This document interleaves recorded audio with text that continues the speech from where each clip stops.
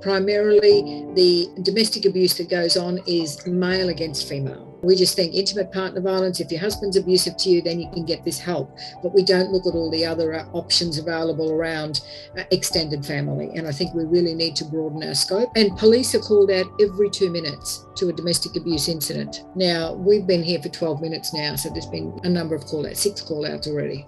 There's financial abuse. He takes all my pay. We have a joint account and I can't use any of my money. Ladies, if I tell you one thing, have your own bank account. So I will open it up to you guys. I've been speaking now for 20 minutes. So you tell me now what more information you want.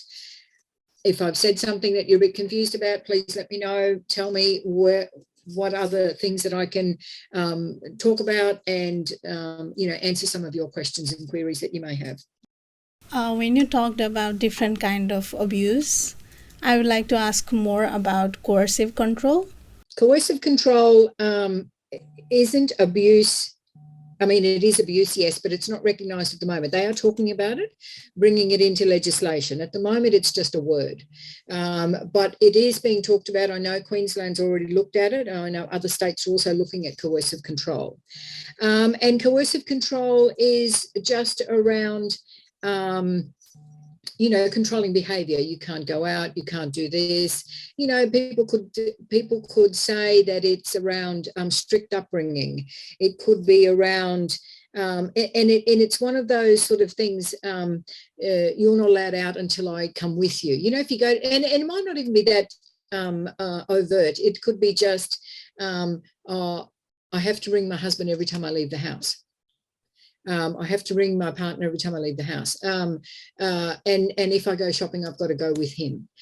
So it's that sort of stuff, it's about that controlling mechanism. If there is, if he monitors your phone calls, if you've, and again, understand I'm working with South Asian people. So a lot of those people are ringing home constantly. They've got to ring home and he's got to sit with them. You've got to account for all of your money. He gets the statement and he says, oh, where did you spend $10 at Kmart? What did you buy there? Those sorts of things. That's coercive control. That's around monitoring what you're doing, following up on where you're spending your money, who are you spending your time with, where are you going, what are you doing? That's that sort of coercive control. Now, at the moment, you could say, and this is the thing, that it's not social abuse. I'm not stopping her from going anywhere, but I just want to know where she's going and who she's going with. You could say it's emotional abuse. Well, no, she's free to come and go whenever she wants to, but I just want to know. So it's about that control, and that's not addressed at the moment, and that's why they're trying to introduce this new layer of legislation that covers that coercive control. I had a case recently where a girl had to go. She was invited to, her friend was getting married and she had to go. Now, I don't know if you know Queensland very well, but Brisbane to the Gold Coast is 45 minutes. So she had to go to a wedding at the Gold Coast. So the husband said to her, yes, you can go. What time is the wedding on? She said 7 o'clock. And he says, all right, if you leave here by 6 o'clock, you'll arrive there at 6:45 and the wedding's at 7 and it'll finish at 10 and you've got to be home by 10:45. So he monitored all of that. And if she come home at 11 o'clock, he wants to know where she was for that 15 minutes. So that's that control mechanism. That's that coercive control, doing things where you're monitored, where and it's that insidious stuff. And people may say, oh, he's just caring for me, or he doesn't want me out on the roads at 11 o'clock at night, or that I've had a breakdown on the M1 or whatever. But it's that today, and tomorrow it's something else, and the next day it's something else. And why were you talking to that person? Or he comes home early and you're talking to the neighbour. Why are you talking to the neighbour?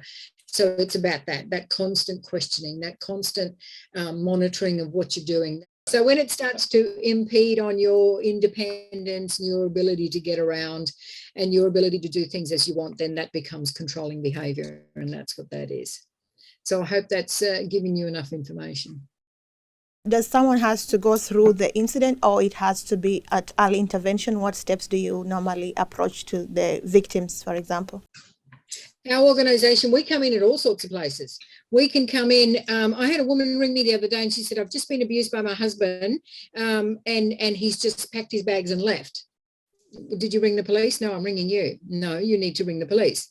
So what we do is we make sure that they ring the police, they ring DV Connect to get out, they ring, whatever they need to do to look after themselves, and then we come in and we support them after that. We come in and we support them. We take them to court. We go to the police with them. We do their, their declarations, their affidavits, their statements to the police. If they need an interpreter, we do all of that sort of stuff. But that's for those people that are here in Brisbane. For those people that are interstate, we talk to them on the phone. Now, a lot of them aren't. And again, if it's something that's happening at the time, or if there's something that they've said, look, this is what happens to me on a regular basis, I said, next time it happens, you ring the police. So we give them some tips and guidelines as to how to protect themselves and how to be safe. Otherwise, we just get phone calls. People ring me, and I said, how long has this abuse been going on? Oh, 25 years, 13 years, 16 months, 2 weeks.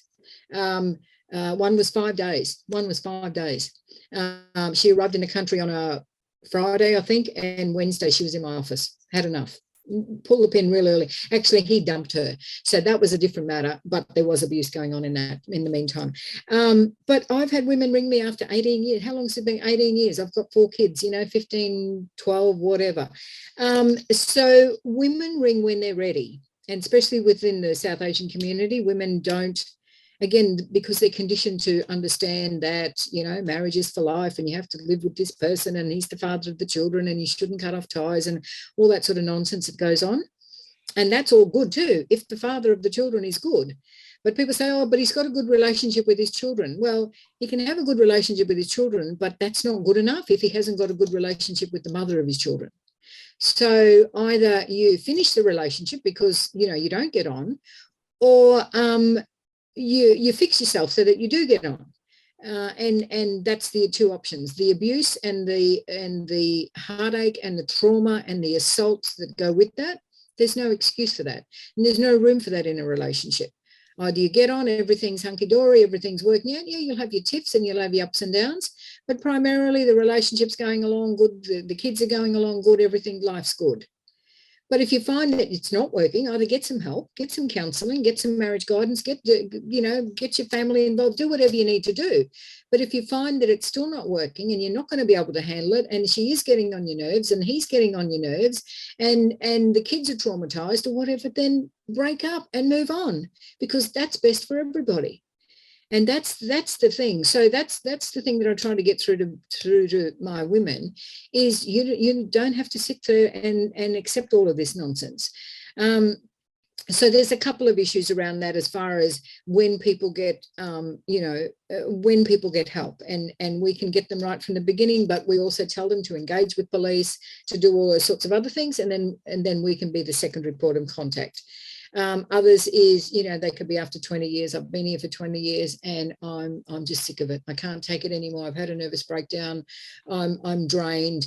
And then sometimes it's about the kids. Kids are going to school. They're learning about healthy relationships. They're talking about these sorts of things. I didn't do my homework last night because mum and dad are fighting. I didn't do this. So teachers are finding out. Teachers are aware. Those sorts of things. And I say to women, look, you don't have to report to police. You don't have to tell anybody what you're going through. But that doesn't mean to say that somebody else is going to. Your school teacher isn't going to. Your doctor's not going to say something. Your next door neighbour's not going to hear it and say something. So these are all the things that women need to be aware of, that they may not say anything to anybody, and they may never ring me, and they may never contact. And there's plenty of anonymous Facebook posts out there as well. So I know that these women are suffering, but it's just getting that initial contact and a bit of guidance around, how do we get some help? And that's the difficulty that we have.